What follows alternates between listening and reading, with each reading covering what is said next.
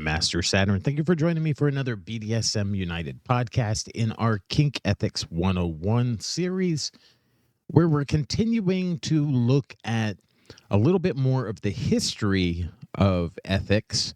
And our ultimate goal is to apply ethics to our kinky play and to our BDSM community.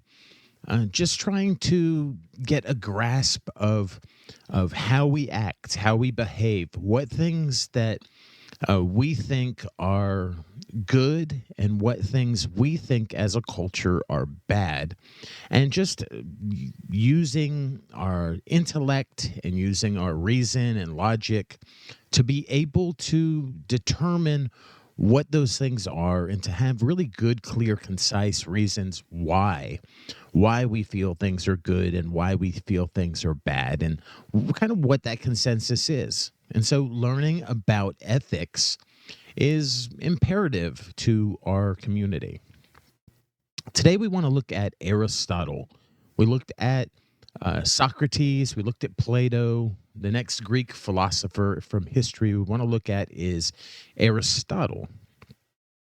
He was an Athenian philosopher in ancient Greece, lived between 384 and 322 BC, and he was a founding figure of Western philosophy. He enjoyed a special emphasis on ethics, although his system of wisdom involved all kinds of philosophical subjects, including metaphysics, aesthetics, political theory, and science. Along with his predecessors, Socrates and then Plato, his work forms the basis of all later Western philosophical thought, particularly during the medieval movements and the rise of philosophy in the East. His writings were translated, spread, and interpreted into the Muslim world and in the Far East. His principles are part of a system that bears his name, Aristotelianism. Wow, I probably butchered that, but it's okay. One of his main theories was the importance of cultivating virtues. That is excellent character, and its end goal, excellent conduct. For Aristotle, he wrote that a person with excellent character just has an inclination to do the right thing. And not only does such a person do the right thing, but also does it at the right time and in the right way. Among the virtues he considered among the most admirable and desirable were bravery and temperance.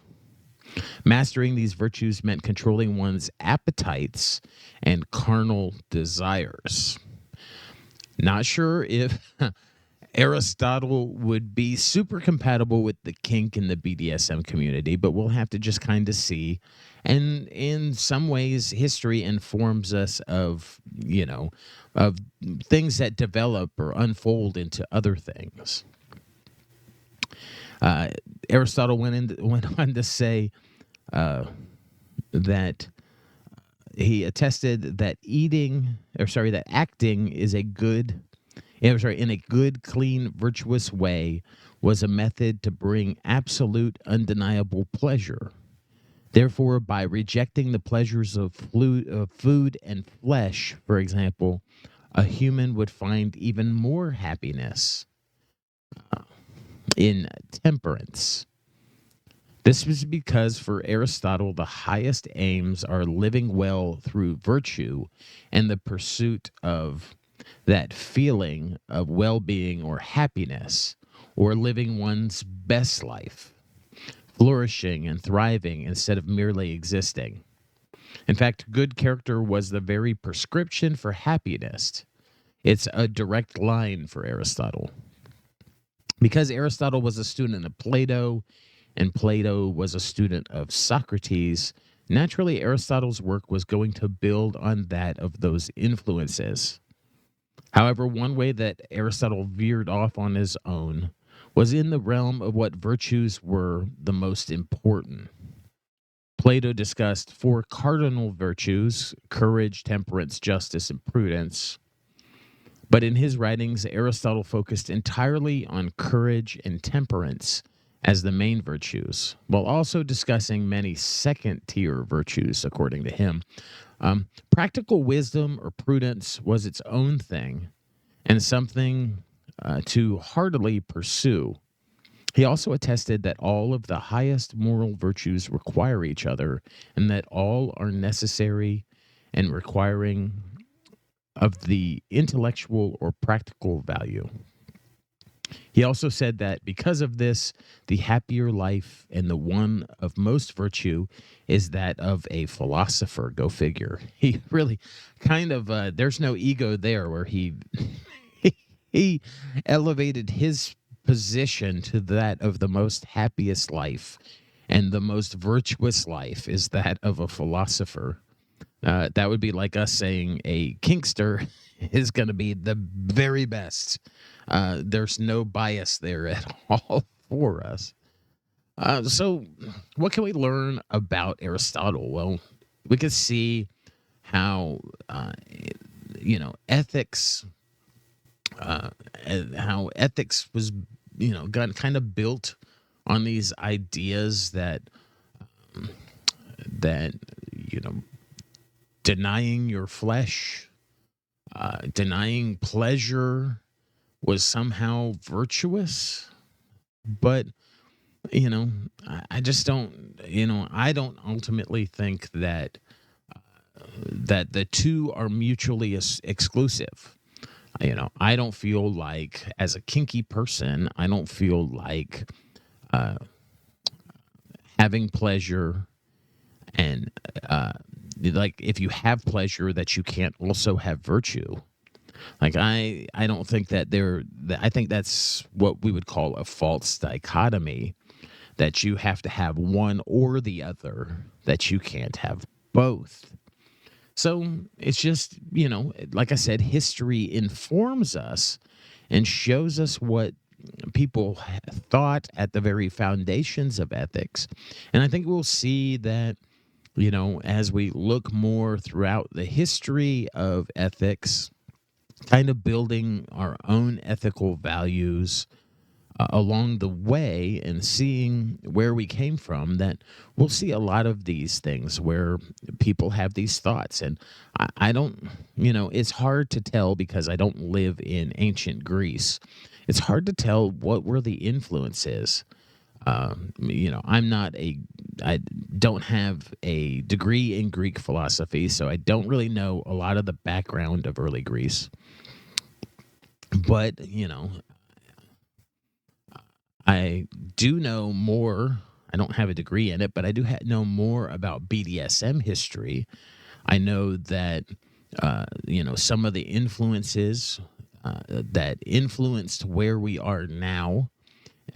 I can tell you where things came from, and I think we've explored that in previous series. Is like the parental role of daddy and later mommy in the world of BDSM. The dominant role identities of those things came from a rejection that our founding those who founded BDSM experienced when they were rejected for being homosexual or being a lesbian within their blood family, and they therefore had to have a chosen family. And so when you were absent a dominant daddy figure in your childhood within your chosen family, you can have a dominant daddy person to help fulfill that and fill in those gaps. And likewise, if you are missing a dominant motherly influence, then within your nuclear family, then within your chosen family, you can have a dominant motherly figure there if you were lesbian. And so we we know that the context of history informed the identities that exist today within just BDSM culture. So likewise within ethics, the conclusions that these people formed were influenced by the society that they lived in, by the circumstances that they found themselves in ancient Greece. They didn't come up with these ideas in a complete vacuum. And so there was, some kind of influence on them for why they felt like denying carnal pleasures would lead to virtue. Perhaps there was, you know, people that were wild acting that appeared to be less virtuous. Maybe there was people taking advantage of other people carnally. Maybe there was, those kinds of things.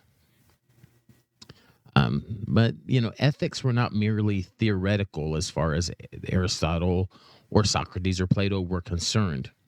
You can't just have virtues and expect to be happy. Rather, one has to work on getting those virtues and work to attain those virtues, both by being trained in them and experiencing life in order to become good. In other words, actions are as important as intentions. A virtuous person should certainly study what those virtues are, but that person must also act on them and do good things. This is called practical ethics, and the logic is a bit circular. To be ethical, one must learn what is ethical and then do those things, which makes that person ethical. Conversely, he says that the good actions are wasted if they're not done as part of a drive to a virtuous life. To summarize, to be ethical, one must have the intent to be ethical and then frame those actions within that ethical knowledge as to obtain virtues. Then Aristotle says you'll be happy.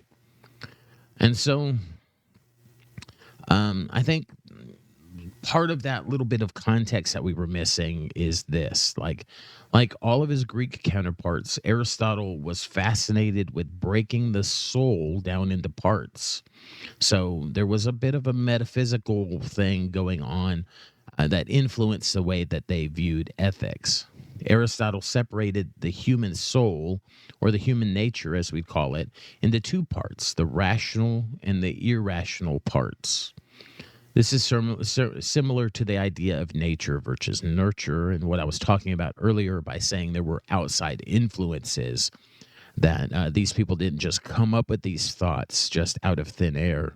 There was also outside influences influencing the decisions or the ideas that they formed.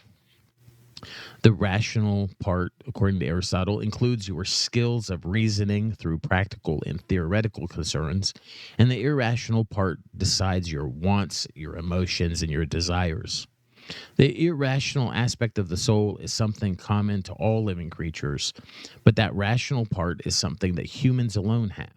And it is the rational part, the call to action, that is our purpose.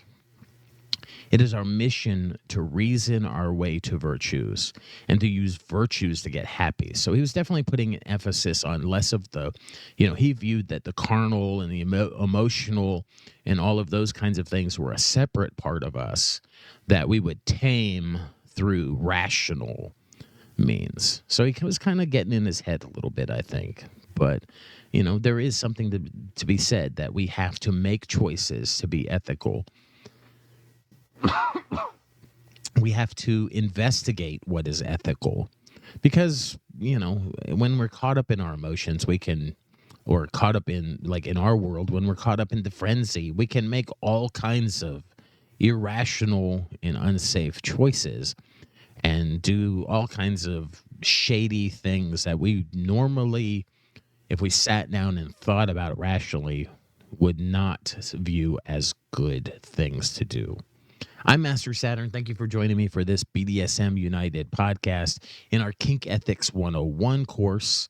And you can find all of our resources and the past episodes at bdsmunited.com. You can also find our uncensored social space that we created at mastersaturn.com.